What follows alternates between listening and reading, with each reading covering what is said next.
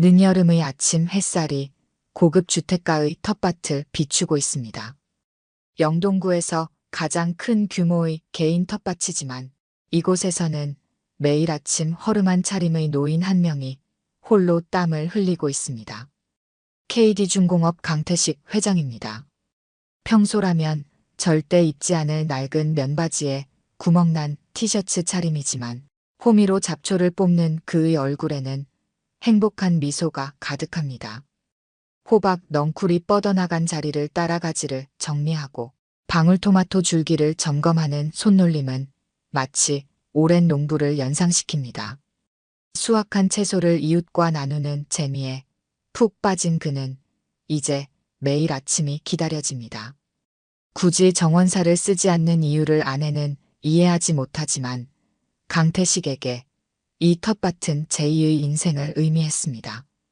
기업을 일구던 때와 같은 열정으로 땅을 일구며 그는 새로운 기쁨을 발견했습니다. 오늘은 특별히 수확할 것이 많은 날입니다. 방울토마토는 봉지째로 따야 할 만큼 탐스럽게 익었고 상추도 적당히 자라 수확하기 좋았습니다. 땀을 뻘뻘 흘리며 채소를 따던 그때 휴대폰이 요란하게 울렸습니다. 이야기를 계속하기 전에 구독과 좋아요 꾹 눌러주시고 매일 배달되는 사연 들어보세요. 알림 설정까지 해두시면 이야기가 올라오자마자 들으실 수 있답니다. 여러분들의 응원은 사연 제작에 정말 큰 힘이 됩니다. 여보, 큰일 났어요. 지금 당장 백화점으로 와주셔야겠어요. 아내 박영자의 다급한 목소리가 휴대폰 너머로 들려왔습니다. 강태식은 이마의 땀을 훔치며 통화 버튼을 눌렀습니다. 갑자기 웬일이요? 오늘 오전에 말씀드렸잖아요. VIP 라운지에서 만나기로 한 사람들이 있다고요. 제가 지금 너무 급해서 화장실에 왔는데 약을 놓고 왔어요. 가방에 있는 변비약 좀 가져다 주세요. 강태식은 그제야 아내가 오전에 했던 말이 기억났습니다. 텃밭일에 정신이 팔려 깜빡한 것입니다. 시계를 보니 약속 시간까지 20분도 채 남지 않았습니다. 채소를 대충 장바구니에 담아 차고에 놓고 아내의 가방을 찾아 변비약을 꺼내 정갈한 쇼핑백에 담았습니다. 옷을 갈아입을 시간조차 없었습니다. 한편 백화점에서는 전혀 다른 분위기의 아침이 시작되고 있었습니다. VIP 라운지 신입 직원 서정아는 거울 앞에서 머리카락 한 올 한 올까지 꼼꼼히 점검하고 있었습니다. 오늘은 그녀의 첫 독립근무일입니다. 단정하고 격식 있게 완벽해야만 합니다. 거울 속 자신을 바라보며 중얼거렸습니다. 검은색 재킷과 치마는 새로 다린 듯 구김 하나 없었고 구두는 간밤에 닦아 윤이 날 정도였습니다. 머리카락은 단정하게 하나로 묶어 올렸고 화장도 깔끔하게 마쳤습니다. 이 백화점은 서정아에게 특별한 의미가 있는 곳이었습니다. 10년 전 이곳에서 청소부로 일하시던 아버지의 마지막 출근길이 떠올랐습니다. 폐암 판정을 받고 더 이상 일을 할 수 없게 된 아버지는 그날 아침 평소보다 일찍 출근하셨습니다. 퇴근하는 길에 아버지는 어린 딸의 손을 잡고 VIP 라운지가 있는 꼭대기층을 올려다보며 말씀하셨습니다. 정아야, 너는 꼭 이런 곳에 손님으로 당당하게 오는 사람이 되어야 한다. 아버지처럼 구석에서 청소하는 사람이 아니라 이런 좋은 곳을 마음껏 즐길 수 있는 사람이 되렴. 하지만 아이러니하게도 서정아는 이곳의 직원이 되었습니다. 아버지의 바람과는 달랐지만 그녀는 나름의 자부심이 있었습니다. 구석에서 청소하는 것이 아니라 VIP 라운지에서 최고의 서비스를 제공하는 사람이 된 것입니다. 비록 손님은 아니었지만 이곳에서 당당하게 일하는 모습을 아버지는 분명 자랑스러워 하실 거라고 믿었습니다. 백화점에 도착한 서정아는 깊게 숨을 들이마셨습니다. 이제 곧 첫 독립근무가 시작됩니다. 어떤 상황이 벌어지더라도 침착하게 대처해야 합니다. VIP 라운지의 품격을 지키는 것, 그것이 그녀의 사명이었습니다. 하지만 그녀는 이날이 자신의 인생을 완전히 바꾸어 놓을 운명의 날이 될 줄은 전혀 예상하지 못했습니다. 아버지의 마지막 바람과 자신이 선택한 길 사이에서 큰 깨달음을 얻게 될 그 순간을 말입니다. 백화점 VIP 라운지 입구에 한 남자가 다급히 나타났습니다. 땀과 흙먼지로 범벅이 된 낡은 옷차림의 노인이었습니다. 바지 무릎께는 흙이 묻어 있었고 신발에도 흙이 잔뜩 묻어 있었습니다. 다만 그의 손에 들린 쇼핑백만은 하얗고 정갈했습니다. 그 안에는 아내의 변비약이 있었습니다. 서정아는 그 모습을 보자마자 본능적으로 앞을 가로막았습니다.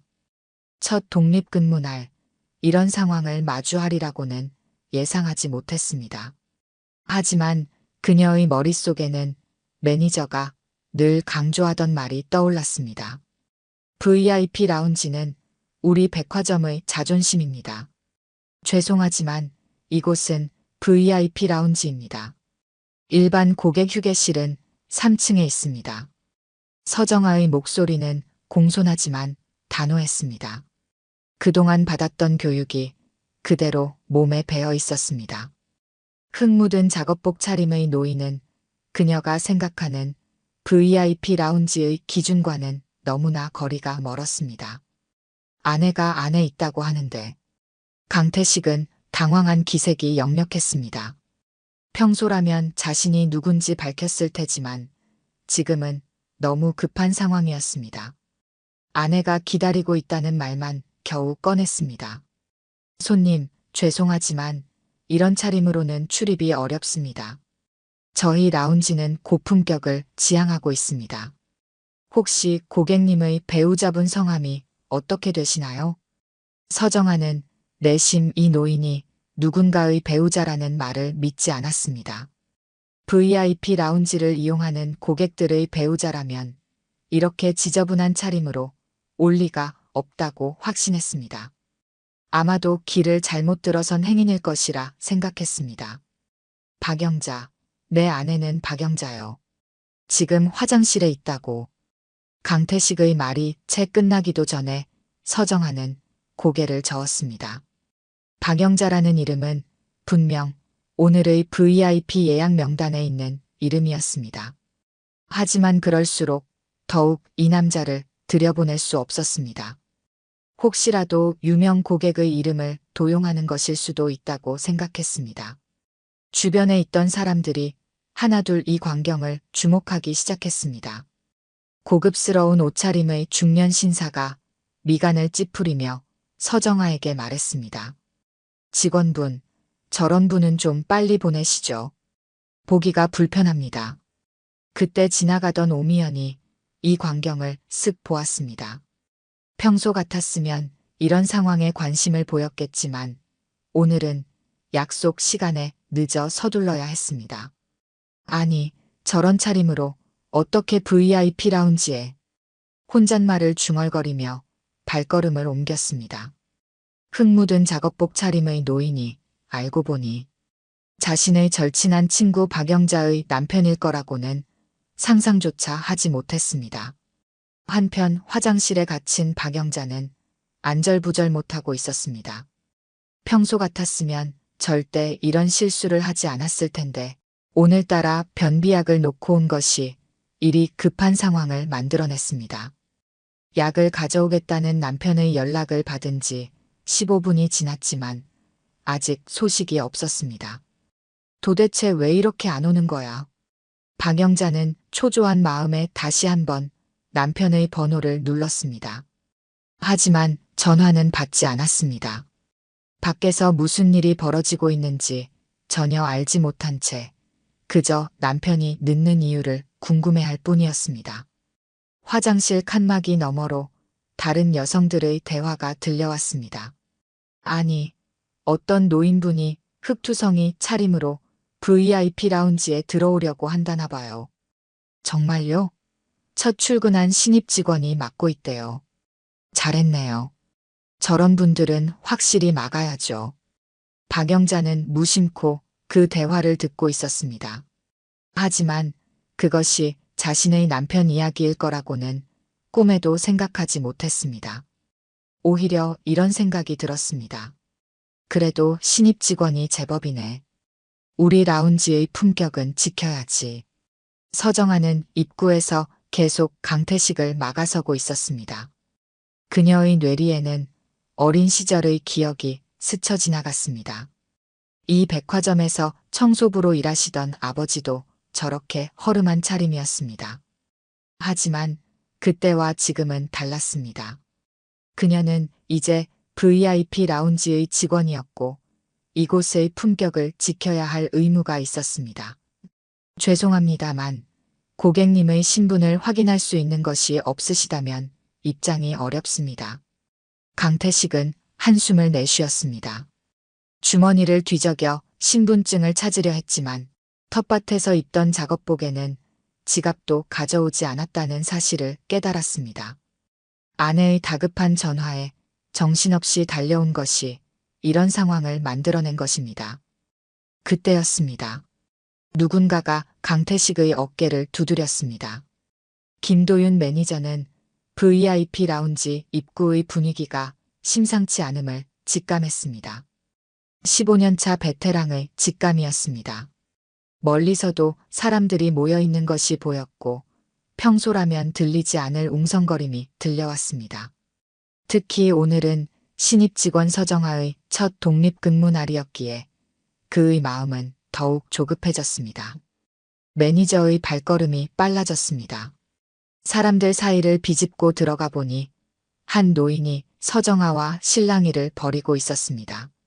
노인의 옷은 흙으로 얼룩져 있었고 신발에도 흙이 묻어 있었습니다.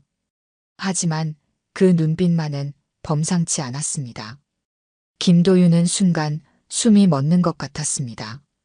그 눈빛을 알아보는 데는 1초도 걸리지 않았습니다. KD중공업 강태식 회장이었습니다. 10년 전 그가 막 VIP 라운지에 배치받았을 때부터 늘 보아온 단골 고객이었습니다. 강태식 회장은 매달 한 번씩 아내와 함께 이 라운지를 찾았고 직원들을 항상 따뜻하게 대해주었습니다. 특히 명절이면 직원들의 가족까지 챙기며 인자한 모습을 보여주던 분이었습니다. 회장님, 이렇게 찾아오시다니. 김도윤의 목소리에 서정아의 얼굴이 창백하게 변했습니다. 회장님이라는 단어가 그녀의 귓가를 강타했습니다. 방금 전까지 자신이 막아섰던 사람이 이 백화점 VIP 라운지의 최고 고객이었다는 사실이 믿기지 않았습니다. 그동안 교육받으면서 수없이 보았던 VIP 고객 명단 첫 페이지의 사진 속 인물이 바로 이 허름한 차림의 노인이었다는 사실이 그녀의 머리를 강하게 내리쳤습니다. 강태식은 김도윤을 보자 반가운 듯 미소를 지었습니다. 그의 미소는 여전히 따뜻했고 목소리에는 책망의 기색이 전혀 없었습니다. 김 매니저, 이것 보시오. 내 아내가 화장실에 있다고 하는데 이 직원이 막아서는 바람에 들어가지도 못하고 있었소. 영자 마누라가 변비약을 찾는다고 하는데 말이오. 김도윤은 재빨리 상황을 파악했습니다. 서정아의 어깨에 손을 얹으며 나지막이 말했습니다.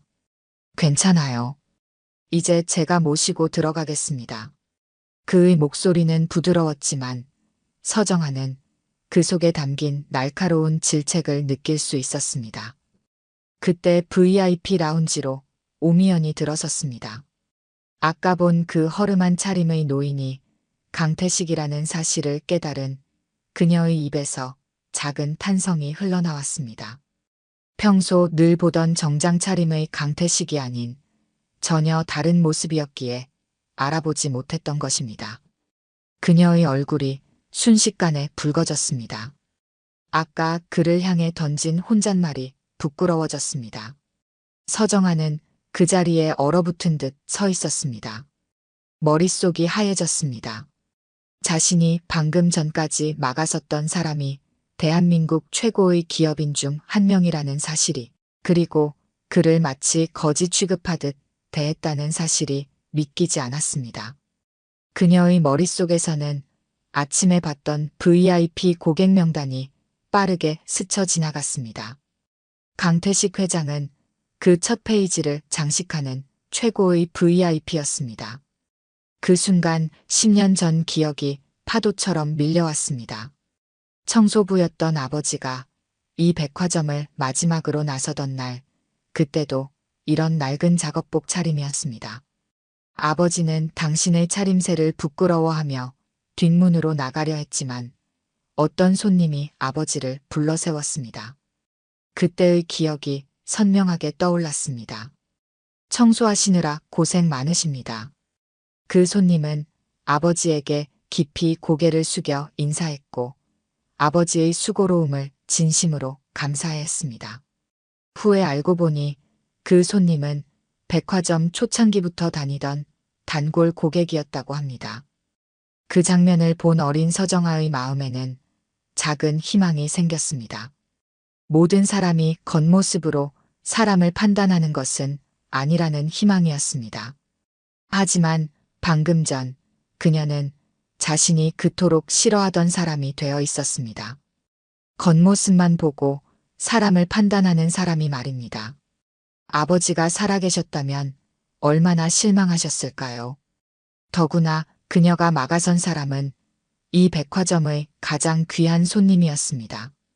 첫 독립근무를 맡은 날, 그녀는 최악의 실수를 저지른 것입니다. 김도윤은 강태식을 안내하며 서정아를 한 번 더 돌아보았습니다. 그녀의 눈가에 맺힌 눈물을 보았지만 지금은 그것을 어루만져줄 시간이 없었습니다. 우선은 회장님을 응대하는 것이 먼저였습니다. 강태식은 서정아를 향해 잠깐 시선을 돌렸습니다. 그녀의 표정에서 무언가 익숙한 것을 발견한 듯 했지만 지금은 아내가 더 급한 상황이었습니다. 하지만 그의 눈빛에는 어딘가 모를 따뜻함이 있었습니다. 마치 오래전 어떤 청소부를 대했던 때와 같은 따뜻함이었습니다. 서정아는 그제야 자신의 실수를 온몸으로 실감했습니다. 눈앞이 아득해졌습니다. 그녀의 귓가에 아버지의 마지막 말씀이 울렸습니다. 정아야, 사람을 겉모습으로 판단하지 말거라. 내가 어떤 위치에 있건 모든 사람을 같은 눈높이로 바라보는 게 진정한 품격이란다. 그 말씀이 그녀의 가슴을 후벼 팠습니다. 결국 그녀는 아버지의 마지막 가르침을 완전히 배신한 것입니다. 그녀의 눈에서 뜨거운 눈물이 흘러내렸습니다. 주변의 손님들은 이제 상황을 파악하고 술렁이기 시작했습니다. 방금 전까지 노인의 차림새를 눈살 찌푸리며 바라보던 이들의 표정이 순식간에 바뀌었습니다. 하지만 그들의 시선은 이제 서정아를 향하고 있었습니다. 그녀는 그제야 자신이 저지른 실수의 무게를 온전히 실감했습니다. 박영자는 화장실에서 나오는 길에 이미 상황을 전해 들었습니다.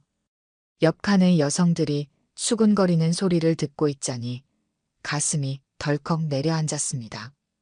흙 묻은 작업복 차림의 노인이라면 분명 자신의 남편 일터였습니다.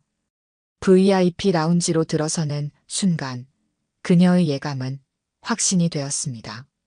평소의 당당한 걸음걸이가 아닌 조심스럽게 발을 옮기는 남편의 뒷모습이 보였습니다. 그의 바지와 신발에는 아직도 텃밭의 흙이 묻어 있었습니다. 여보, 이게 무슨 일이에요? 박영자의 목소리에 강태식이 돌아섰습니다. 그의 손에는 아직도 변비약이 든 쇼핑백이 들려 있었습니다. 김도윤 매니저가 재빨리 상황을 설명했습니다. 박영자의 얼굴이 순간 하얗게 변했습니다. 남편이 그토록 수모를 당했다는 사실에 가슴이 아팠습니다. 서정아는 그 자리에서 꼼짝도 할 수 없었습니다. 박영자의 매서운 시선이 그녀를 향했습니다. 평소 우아하고 세련된 모습으로 유명한 박영자였지만 지금은 분노로 인해 온몸이 떨리는 것 같았습니다. 어떻게 감히 우리 회장님을. 하지만 강태식이 아내의 말을 가로막았습니다. 괜찮소. 이 직원이 잘못한 게 아니오. 오히려 자신의 일을 충실히 한 것이지. 강태식의 목소리에는 책망이 아닌 따뜻함이 묻어 있었습니다. 그는 서정아를 향해 고개를 돌렸습니다. 자네가 새로운 직원인가? 이런 모습으로 왔으니 막은 것이 당연하지. 오히려 내가 미안하구먼. 서정아의 눈에서 눈물이 흘러내렸습니다. 그녀는 천천히 고개를 들어 강태식을 바라보았습니다. 그의 눈빛이 어딘가 낯익었습니다. 10년 전 아버지의 마지막 출근 날 마주쳤던 그 따뜻한 눈빛과 닮아 있었습니다. 회장님, 저 정말 죄송합니다. 서정아의 목소리가 떨렸습니다. 그녀의 마음속에서 무언가가 복받쳐 올랐습니다. 그동안 가슴 깊이 묻어두었던 이야기가 튀어나오려 했습니다. 사실 제 아버지도 이곳에서 일하셨습니다. 10년 전 이 백화점의 청소부셨어요. 강태식의 눈동자가 흔들렸습니다. 서정아는 계속해서 말을 이었습니다. 아버지는 폐암 판정을 받으시고 마지막으로 이곳을 청소하셨습니다. 그날 아침 아버지는 평소보다 일찍 출근하셨어요. 마지막으로 이 백화점을 깨끗하게 청소하고 싶다고 하셨죠. 강태식의 표정이 순간 굳어졌습니다. 그의 기억 속에서 오래된 장면 하나가 떠올랐습니다. 10년 전 어느 이른 아침 그도 텃밭일을 마치고 출근길에 들렀던 이 백화점에서 만났던 한 청소부가 생각났습니다. 혹시 서정배 씨의 딸인가? 서정아는 놀라서 고개를 들었습니다. 아버지의 이름을 정확히 기억하고 있는 강태식이 믿기지 않았습니다. 그때 그 청소부 아저씨가 자네 아버지였구만. 내가 그분을 잊을 수가 없었네. 그날 아침 일찍 나도 텃밭일을 끝내고 들렀다가 곱게 청소하시는 모습을 보았지. 내가 인사를 건넸더니 깜짝 놀라시더군. 강태식의 목소리가 감정에 젖어 있었습니다. 그분이 내게 하신 말씀이 아직도 기억나네. 저는 비록 청소부지만 이 백화점을 찾는 모든 손님들이 깨끗한 곳에서 행복하게 쇼핑하셨으면 좋겠습니다. 그 말씀이 내 마음에 깊이 새겨졌소. 김도윤 매니저와 박영자는 놀란 눈으로 이 광경을 지켜보고 있었습니다. 아무도 이런 인연이 숨어 있으리라고는 예상하지 못했습니다. 그래서 난 지금도 텃밭을 가꾸면서 그분 생각을 자주 하지. 겉모습은 달라도 자신의 일에 자부심을 가진 사람의 모습을. 자네 아버님이 그러셨듯이 말이야. 서정아의 눈에서 눈물이 멈추지 않았습니다. 그녀는 아버지의 마지막 모습을 또렷이 기억해냈습니다. 퇴근하는 길에 강태식과 마주쳤던 그날, 아버지는 평소와 달리 밝은 표정이었습니다. 정아야, 오늘 내가 귀한 손님께 감사 인사를 받았단다. 이제 난 당당한 청소부로 퇴직할 수 있게 되었어. 그날은 저희 아버지의 마지막 출근이었습니다. 그리고 오늘 제가 회장님을. 서정아의 목소리가 흐려졌습니다. 강태식은 따뜻한 미소를 지으며 그녀의 어깨를 토닥였습니다. 자네 아버님이 계시다면 오히려 기뻐하실 거야. 자네가 이렇게 자신의 일에 최선을 다하는 모습을. 비록 오늘은 나를 막았지만 그건 이 라운지의 품격을 지키려는 자네의 마음이었을 테니까. 박영자는 남편의 말을 듣고 있다가 문득 깨달았습니다. 왜 남편이 그토록 텃밭에 집착하는지, 왜 항상 겸손한 마음을 잃지 않으려 하는지를. 그것은 오래전 한 청소부에게서 배운 소중한 가르침이었던 것입니다. 한 달이 지난 어느 아침, VIP 라운지의 풍경이 조금 달라졌습니다. 입구에는 작은 화분이 새로 놓여 있었습니다. 방울토마토 모종이었습니다. 서정아가 매일 아침 조금씩 물을 주며 정성껏 가꾸는 화분이었습니다. 그날 이후 서정아는 조금씩 달라지기 시작했습니다. 여전히 단정하고 격식 있는 차림새였지만 그녀의 눈빛에는 따뜻함이 깃들어 있었습니다. 까다로운 고객이 와도 더 이상 겉모습으로 판단하지 않았고 허름한 차림의 손님이 실수로 들어와도 부드럽게 안내했습니다. 강태식은 일주일에 한 번씩 들렀습니다. 이제는 작업복 차림 그대로였습니다. 다른 직원들은 여전히 놀라워했지만 서정아는 그의 모습에서 아버지의 채취를 느꼈습니다. 진심을 다해 자신의 일을 사랑하는 사람의 모습을 말입니다. 정아야, 내 아버지도 그랬단다. 자신의 일에 자부심을 가지고 계셨지. 강태식은 서정아를 딸처럼 대했습니다. 때로는 아버지의 옛 이야기를 들려주었고, 때로는 인생의 지혜를 전해주었습니다. 자신의 일을 사랑하는 마음가짐, 그것이 진정한 품격이라는 것을 말입니다. 박영자도 달라졌습니다. 평소 격식을 중시하던 그녀였지만 이제는 남편의 소박한 모습을 이해하게 되었습니다. 특히 서정아를 각별히 챙겼습니다. 마치 오래전 잃어버린 딸을 찾은 것처럼 말입니다. 매주 목요일 오후 VIP 라운지의 한쪽 테이블에서는 우아한 티타임이 펼쳐졌습니다. 박영자와 오미연이 앉아 이야기를 나누는 시간이었습니다. 영자야, 그날 정말 미안했어. 나도 모르게 그만. 회장님을 알아보지 못하고. 박영자는 따뜻한 미소를 지었습니다. 괜찮아요. 나도 처음엔 이해하지 못했으니까요. 남편이 왜 그토록 소박한 삶을 고집하는지, 왜 항상 겸손한 마음을 잃지 않으려 하는지를. 서정아가 우아한 티세트를 내어오자 박영자가 자리를 권했습니다. 정아야, 우리랑 잠시 앉을래?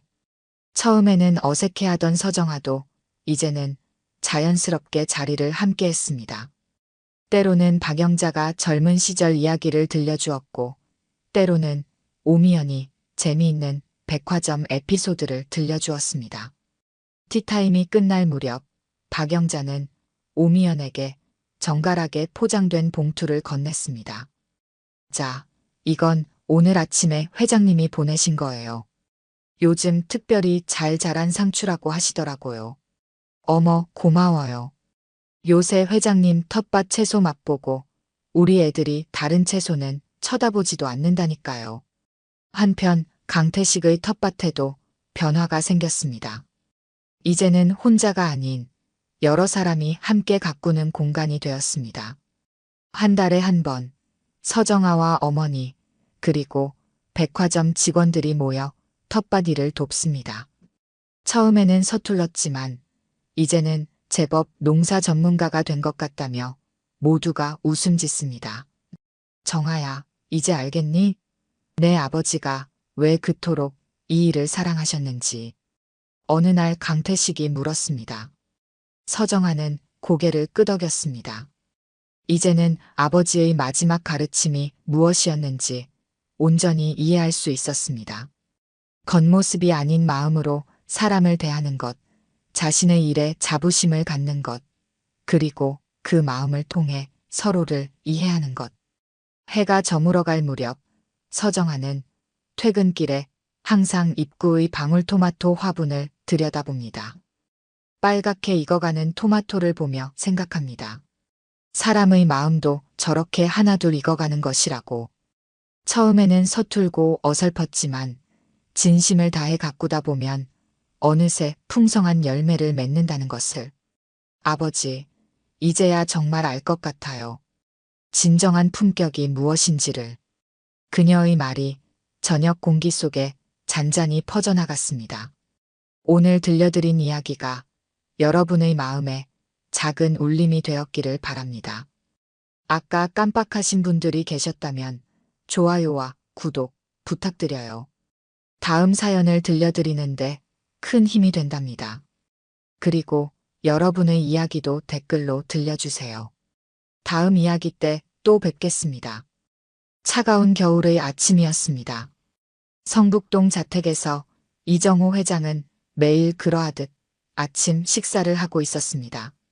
창밖으로는 매화 한 그루가 서 있었고 그 가지에는 아직 꽃망울이 맺히지 않았습니다.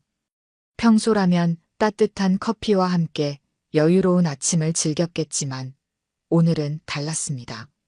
신문의 경제면에 실린 기사가 그의 시선을 사로잡았습니다. 명성 호텔 서비스 품질 하락 논란. 고객 불만 급증. 이정호 회장이 평생을 바쳐 일군 호텔이었습니다. 빈손으로 시작해 전국 주요 도시에 23개의 특급 호텔을 세웠습니다. 3년 전 은퇴할 때까지 그의 호텔은 서비스 품질 평가에서 항상 최상위를 기록했습니다. 회장님, 아침 식사는 어떠셨습니까? 집사 김영호가 공손히 물었습니다. 이정호는 신문을 집어들었습니다. 64의 나이에도 반듯한 옷매무새와 예의 바른 태도를 잃지 않는 김영호였지만 오늘따라 그의 목소리에는 걱정이 묻어났습니다. 영호 씨, 이건 말도 안 되는 일이네. 평창지점은 위생 문제로 과태료를 받았다고 하고 부산에서는 직원이 고객과 다툼이 있었다고 하고 내가 은퇴한 지 3년밖에 되지 않았는데 어떻게 이런 일이. 김영호는 무거운 발걸음으로 다가와 찻잔을 리필했습니다.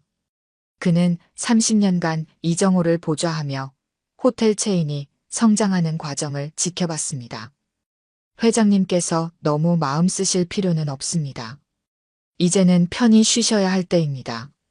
하지만 이정호의 마음은 이미 흔들리고 있었습니다.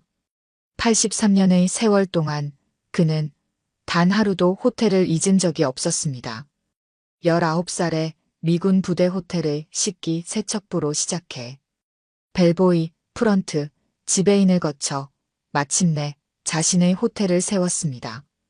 그의 인생이 곧 호텔이었습니다. 문득 15년 전의 일이 떠올랐습니다. 강남 본점에서 있었던 부당해고 사건이었습니다. 당시 실적 부진으로 인한 구조조정 과정에서 한 직원이 부당하게 해고되었다는 진정이 들어왔었습니다. 이정호는 그때 현장의 이야기를 직접 듣지 않고 인사팀의 보고만 믿었습니다. 나중에 그 직원이 억울함을 호소하며 호텔 앞에서 1인 시위를 했다는 소식을 들었지만 이미 때는 늦었습니다. 영호 씨, 나 호텔에 가보려고 합니다. 회장님, 그래도 지금은. 하지만 이대로는 안 되겠네. 현장의 목소리를 들어야 해. 이정호는 천천히 자리에서 일어났습니다. 창가로 다가가 매화나무를 바라보았습니다. 아직 꽃은 피지 않았지만 그 속에 봄이 숨어 있다는 것을 그는 알고 있었습니다. 회장님께서 가신다면 의전을 준비하겠습니다. 아니야, 영호 씨. 그렇게 가면 아무것도 볼 수 없을 걸세. 내가 다른 계획이 있네. 이야기를 계속하기 전에 구독과 좋아요 꾹 눌러주시고 매일 배달되는 사연 들어보세요.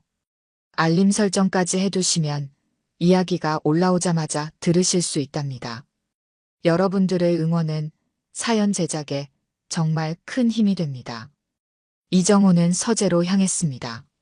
책장 한켠에는 오래된 앨범이 꽂혀 있었습니다. 그는 앨범을 펼쳤고 거기에는 40년 전 호텔리어 시절의 사진이 있었습니다. 젊은 시절의 그는 호텔 유니폼을 입고 환하게 웃고 있었습니다. 영호 씨, 내 옷장에서 제일 낡은 옷을 좀 골라주게. 그리고 분장도 필요할 것 같네. 분장이라니요? 그래, 나는 노숙자로 변장해서 호텔에 가볼 생각이네. 그게 가장 좋을 것 같아. 김영호의 얼굴이 창백해졌습니다. 하지만 이정호의 눈빛은 단호했습니다. 그의 마음은 이미 결정되어 있었습니다. 준비는 신중하게 진행되었습니다. 전문 분장사가 불려왔고 이정호의 얼굴에는 주름이 더해졌습니다. 흰 머리는 더욱 지저분하게 헝클어졌고 깔끔했던 손톱에는 검은 때가 끼었습니다. 마지막으로 낡은 겨울 점퍼와 구겨진 바지를 걸쳤습니다. 거울 속에 비친 모습은 더 이상 호텔 재벌 이정호가 아니었습니다. 그저 길거리의 한 노인이었습니다. 완벽한 변장이었습니다. 강남 본점부터 가보겠습니다. 영호 씨, 걱정하지 마시게. 3일이면 충분할 것이네. 하지만 회장님, 너무 위험합니다. 제가 동행하겠습니다. 안 됩니다. 혼자 가야 해요. 제발 아무에게도 말하지 말아주시게. 이정호는 낡은 가방 하나를 들고 저택을 나섰습니다. 처음으로 운전기사도 비서도 없이 혼자였습니다. 버스를 타고 강남으로 향하는 동안 그의 마음은 이상하게 편안했습니다.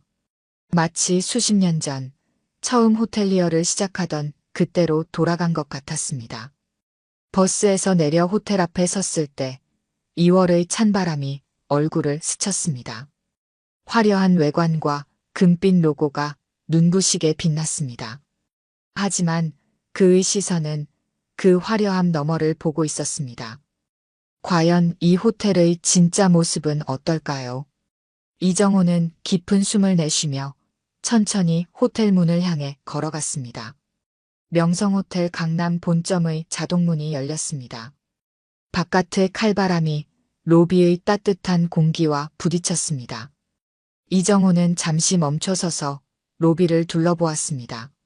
이탈리아 카라라 대리석으로 마감된 바닥은 여전히 고급스러웠고 체코산 크리스털 샹들리에는 찬란한 빛을 발하고 있었습니다. 하지만 무언가 달랐습니다. 직원들의 발걸음이 무거웠고 공기 중에는 미묘한 긴장감이 감돌았습니다. 로비의 한쪽에서는 중년 부부가 직원과 언성을 높이고 있었습니다. 객실 온도 조절이 되지 않는다는 불만이었습니다. 예전 같았으면 즉시 지배인이 나와 상황을 진정시켰을 텐데 지금은 어린 직원 혼자 진땀을 빼고 있었습니다. 이정호는 낡은 점퍼의 지퍼를 올리며 프런트로 향했습니다. 데스크에는 2명의 직원이 있었습니다. 왼쪽의 남자 직원은 검은색 넥타이를 단정하게 매고 있었지만 그의 표정은 얼음장같이 차가웠습니다.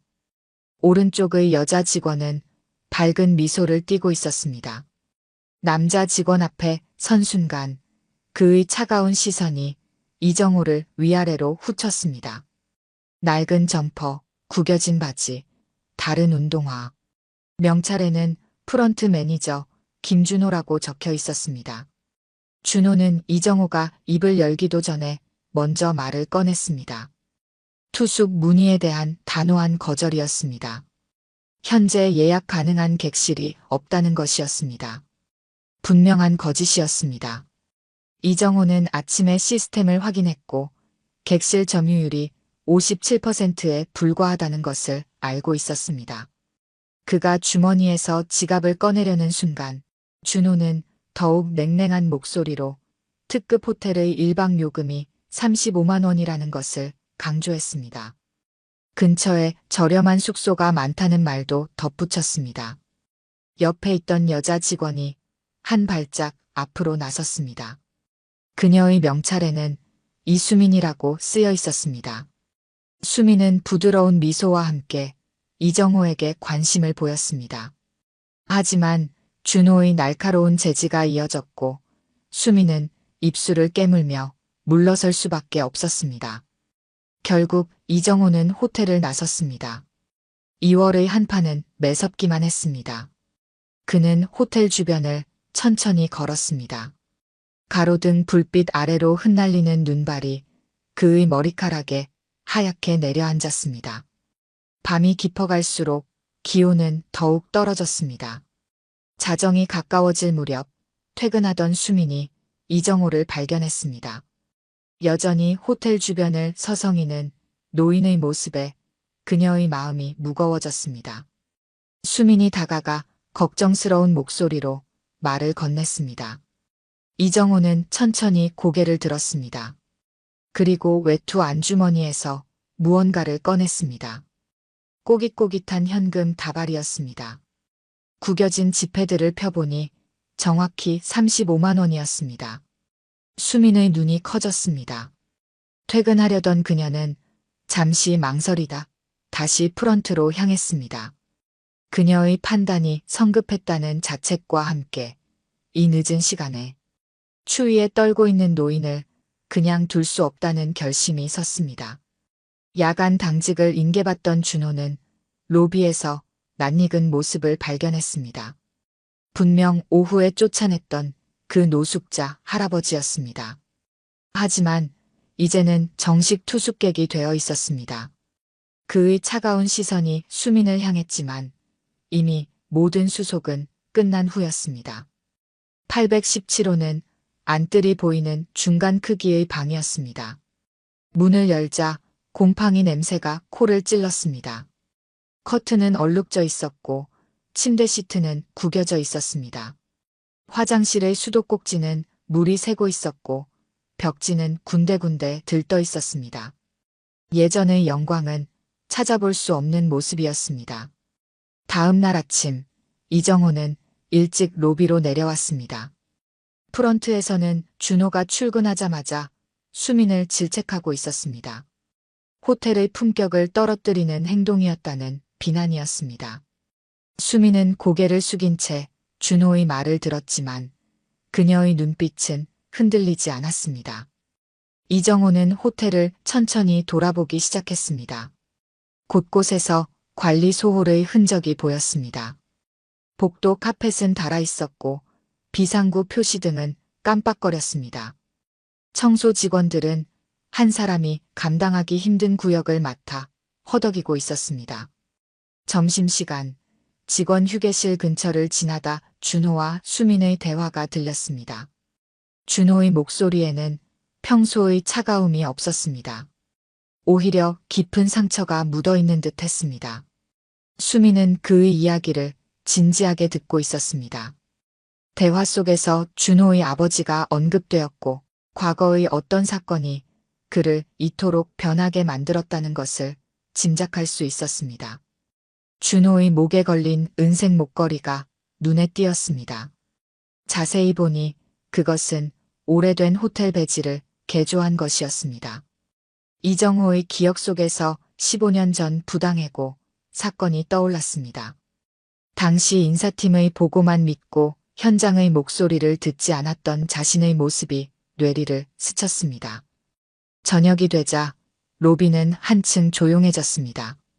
이정호는 창가에 서서 서울의 야경을 바라보았습니다.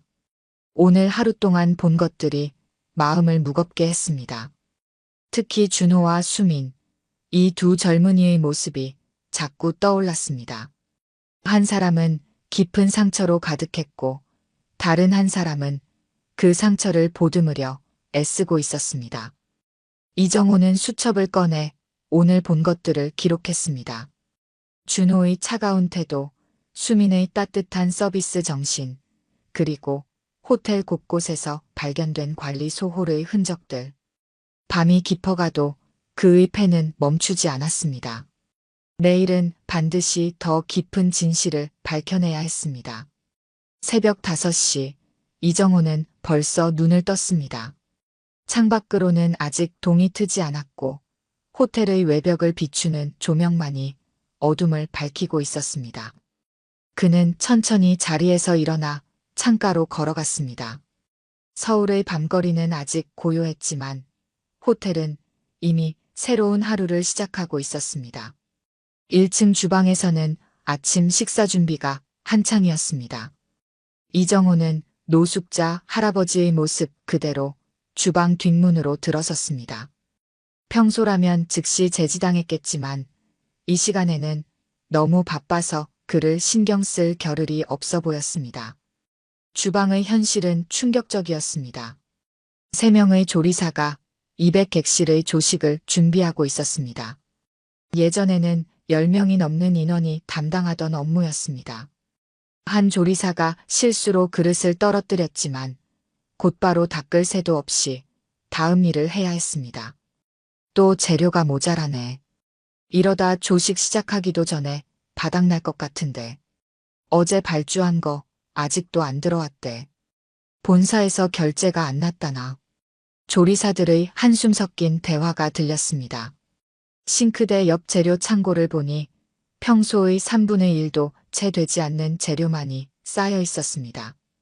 유통기한이 지난 식재료를 억지로 사용하는 모습도 보였습니다.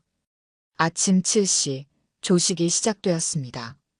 레스토랑은 순식간에 투숙객들로 가득 찼습니다. 음식이 금세 바닥나기 시작했고 보충이 더디자 불만의 목소리가 여기저기서 터져 나왔습니다.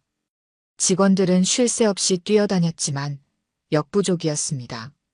그때였습니다. 주방에서 고함 소리가 들렸습니다. 이게 뭐야? 이런 음식을 손님한테 내놓으라고? 준호의 날카로운 목소리였습니다. 그의 손에는 갓 나온 오믈렛 한 접시가 들려 있었습니다. 겉은 탔는데 속은 덜 익은 상태였습니다. 죄송합니다. 지금 인원이 부족해서 끝까지 못 챙겼습니다. 변명 말고 다시 만드세요. 이런 걸로 호텔 이미지 망치게 할 순 없습니다. 주방장의 얼굴이 굳어졌습니다.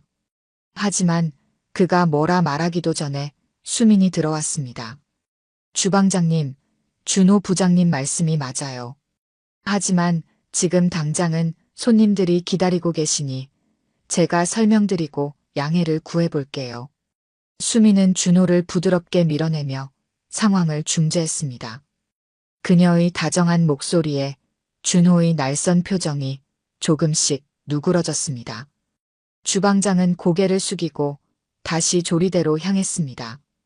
이정호는 이 광경을 지켜보며 깊은 생각에 잠겼습니다. 준호의 날카로움은 단순한 성격의 문제가 아니었습니다. 그의 눈에는 분노와 함께 깊은 애착이 담겨 있었습니다. 이 호텔에 대한 미움과 사랑이 복잡하게 얽혀 있는 듯 했습니다. 오전 10시 조식이 끝나고 한숨 돌릴 때였습니다. 이정호는 직원 휴게실 근처를 서성였습니다. 청소 직원들이 잠깐의 휴식을 취하며 이야기를 나누고 있었습니다. 김 부장님, 아버님도 여기서 일하셨다면서요? 그렇다더라. 15년 전에 부당해고 당하셨대. 그때 1인 시위도 하셨다고. 그래서 아들이 이 호텔에 들어온 거구나. 복수하려고. 아니야. 처음엔 호텔을 바로잡겠다고 들어왔대. 근데 지금은. 대화는 누군가의 발소리에 흐트러졌습니다. 휴게실 문이 열리며 수민이 들어왔습니다. 그녀의 손에는 낡은 앨범이 들려 있었습니다. 이거 보세요. 제가 자료실에서 찾았어요. 앨범에는 15년 전 호텔의 모습이 담겨 있었습니다. 사진 속에는 젊은 시절의 준호 아버지가 있었습니다. 당당한 미소로 호텔 유니폼을 입고 있는 모습이었습니다. 그 옆을 보니 이정호도 있었습니다. 호텔 객관 멤버들과 함께 찍은 사진이었습니다. 아버님은 이 호텔을 정말 사랑하셨대요.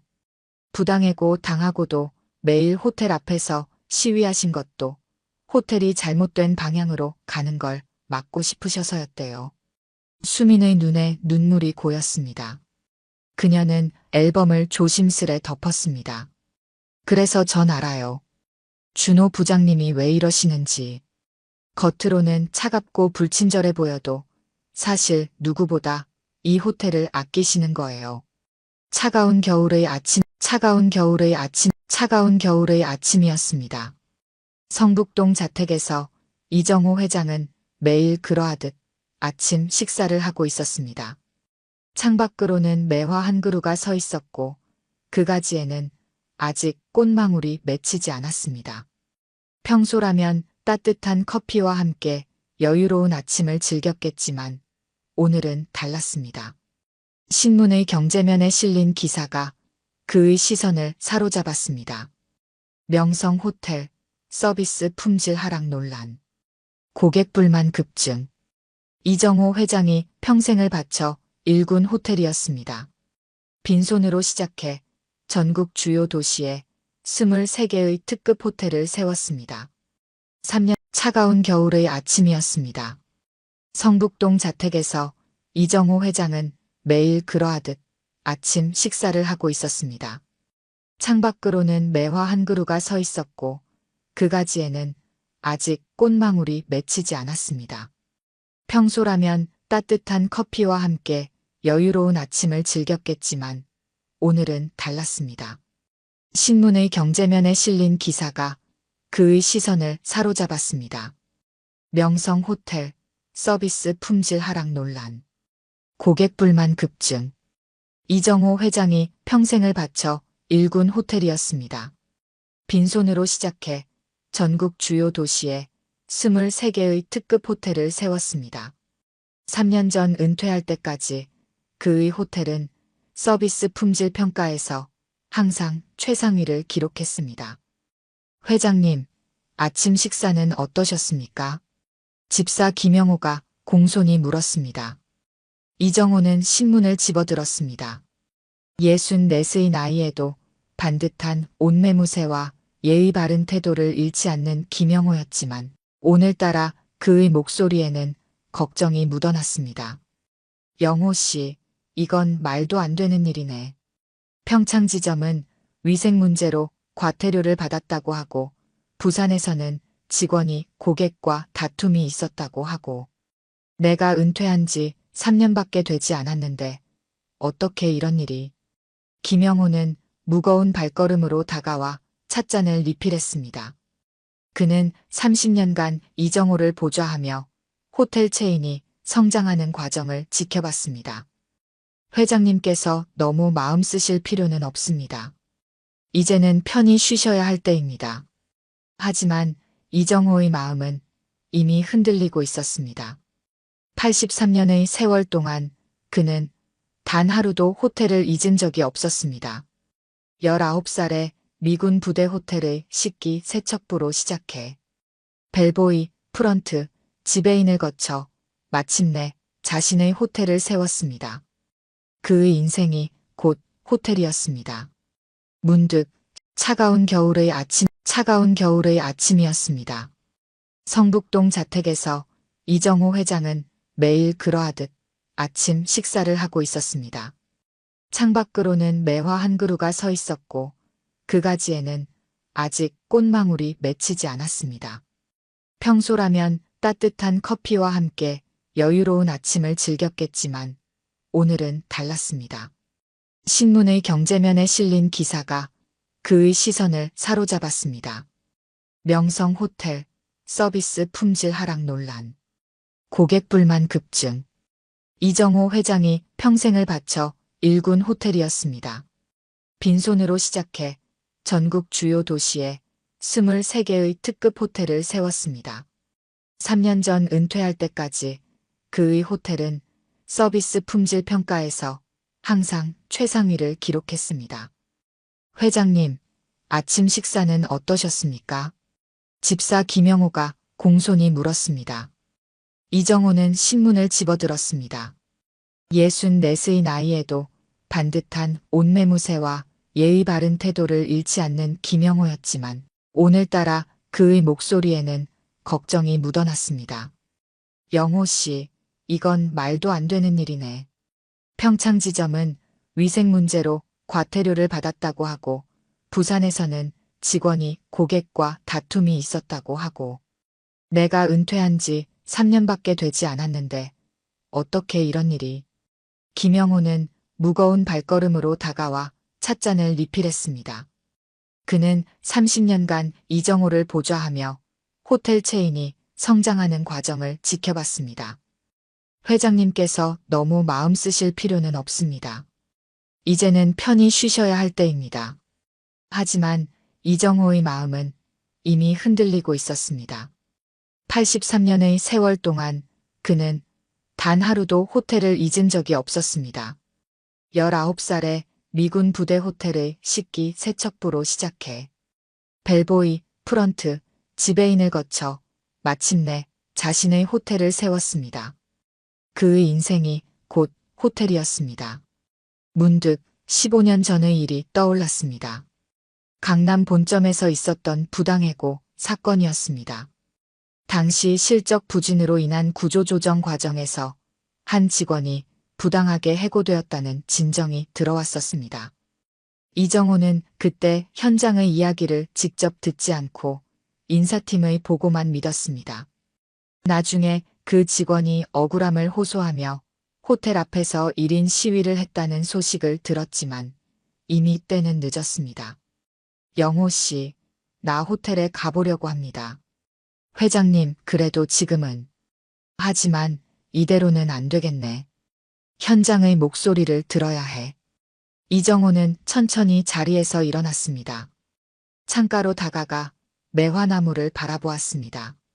아직 꽃은 피지 않았지만 그 속에 봄이 숨어 있다는 것을 그는 알고 있었습니다.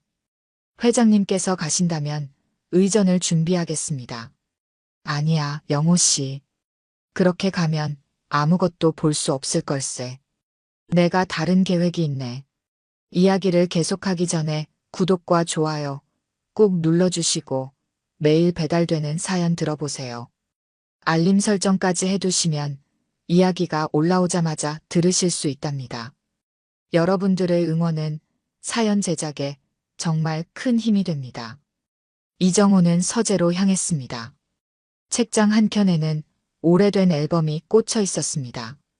그는 앨범을 펼쳤고 거기에는 40년 전 호텔리어 시절의 사진이 있었습니다.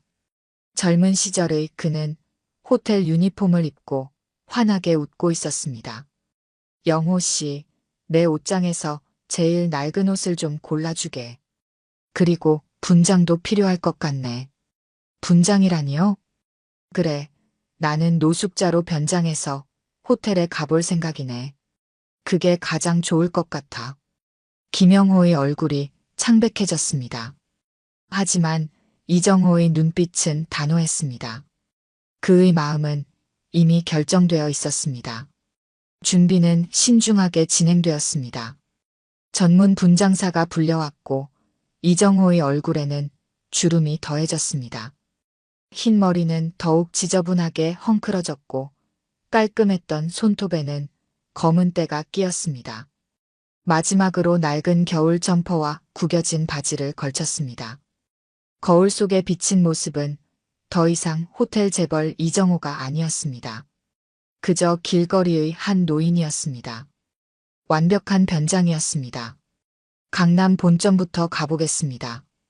영호 씨, 걱정하지 마시게. 3일이면 충분할 것이네. 하지만 회장님, 너무 위험합니다. 제가 동행하겠습니다. 안 됩니다. 혼자 가야 해요. 제발 아무에게도 말하지 말아주시게. 이정호는 낡은 가방 하나를 들고 저택을 나섰습니다. 처음으로 운전기사도 비서도 없이 혼자였습니다. 버스를 타고 강남으로 향하는 동안 그의 마음은 이상하게 편안했습니다. 마치 수십 년 전 처음 호텔리어를 시작하던 그때로 돌아간 것 같았습니다. 버스에서 내려 호텔 앞에 섰을 때 2월의 찬바람이 얼굴을 스쳤습니다. 화려한 외관과 금빛 로고가 눈부시게 빛났습니다. 하지만 그의 시선은 그 화려함 너머를 보고 있었습니다. 과연 이 호텔의 진짜 모습은 어떨까요? 이정호는 깊은 숨을 내쉬며 천천히 호텔 문을 향해 걸어갔습니다. 명성호텔 강남 본점의 자동문이 열렸습니다. 바깥의 칼바람이 로비의 따뜻한 공기와 부딪혔습니다. 이정호는 잠시 멈춰서서 로비를 둘러보았습니다. 이탈리아 카라라 대리석으로 마감된 바닥은 여전히 고급스러웠고 체코산 크리스털 샹들리에는 찬란한 빛을 발하고 있었습니다. 하지만 무언가 달랐습니다. 직원들의 발걸음이 무거웠고 공기 중에는 미묘한 긴장감이 감돌았습니다. 로비의 한쪽에서는 중년 부부가 직원과 언성을 높이고 있었습니다. 객실 온도 조절이 되지 않는다는 불만이었습니다. 예전 같았으면 즉시 지배인이 나와 상황을 진정시켰을 텐데 지금은 어린 직원 혼자 진땀을 빼고 있었습니다. 이정호는 낡은 점퍼의 지퍼를 올리며 프런트로 향했습니다. 데스크에는 2명의 직원이 있었습니다. 왼쪽의 남자 직원은 검은색 넥타이를 단정하게 매고 있었지만 그의 표정은 얼음장같이 차가웠습니다. 오른쪽의 여자 직원은 밝은 미소를 띠고 있었습니다. 남자 직원 앞에 선 순간 그의 차가운 시선이 이정호를 위아래로 훑었습니다. 낡은 점퍼, 구겨진 바지, 다른 운동화. 명찰에는 프런트 매니저 김준호라고 적혀 있었습니다. 준호는 이정호가 입을 열기도 전에 먼저 말을 꺼냈습니다. 투숙 문의에 대한 단호한 거절이었습니다. 현재 예약 가능한 객실이 없다는 것이었습니다. 분명한 거짓이었습니다. 이정호는 아침에 시스템을 확인했고 객실 점유율이 57%에 불과하다는 것을 알고 있었습니다. 그가 주머니에서 지갑을 꺼내려는 순간 준호는 더욱 냉랭한 목소리로 특급 호텔의 1박 요금이 35만 원이라는 것을 강조했습니다. 근처에 저렴한 숙소가 많다는 말도 덧붙였습니다. 옆에 있던 여자 직원이 한 발짝 앞으로 나섰습니다. 그녀의 명찰에는 이수민이라고 쓰여 있었습니다. 수민은 부드러운 미소와 함께 이정호에게 관심을 보였습니다. 하지만 준호의 날카로운 제지가 이어졌고 수민은 입술을 깨물며 물러설 수밖에 없었습니다. 결국 이정호는 호텔을 나섰습니다. 2월의 한파는 매섭기만 했습니다. 그는 호텔 주변을 천천히 걸었습니다. 가로등 불빛 아래로 흩날리는 눈발이 그의 머리카락에 하얗게 내려앉았습니다. 밤이 깊어갈수록 기온은 더욱 떨어졌습니다. 자정이 가까워질 무렵 퇴근하던 수민이 이정호를 발견했습니다. 여전히 호텔 주변을 서성이는 노인의 모습에 그녀의 마음이 무거워졌습니다. 수민이 다가가 걱정스러운 목소리로 말을 건넸습니다. 이정호는 천천히 고개를 들었습니다. 그리고 외투 안주머니에서 무언가를 꺼냈습니다. 꼬깃꼬깃한 현금 다발이었습니다. 구겨진 지폐들을 펴보니 정확히 35만 원이었습니다. 수민의 눈이 커졌습니다. 퇴근하려던 그녀는 잠시 망설이다 다시 프런트로 향했습니다. 그녀의 판단이 성급했다는 자책과 함께 이 늦은 시간에 추위에 떨고 있는 노인을 그냥 둘 수 없다는 결심이 섰습니다.